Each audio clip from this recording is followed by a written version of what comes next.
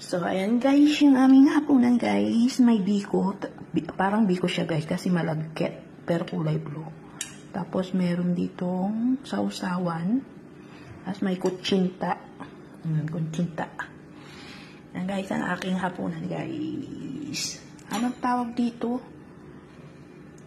Para siyang basta matamis siya. Hindi siya latik, pero siya, ibang klase at tawag nun. Kung tawagin dito, kaya.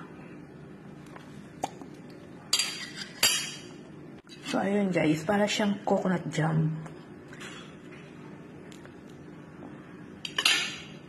Coconut jam. So, ayan, kain tayo guys. Paborito ko itong yolk.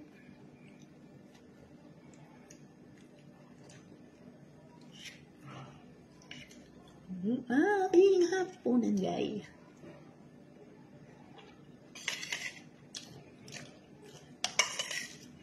May natira pa doon sa chicken feet para bukas ko na lang yun.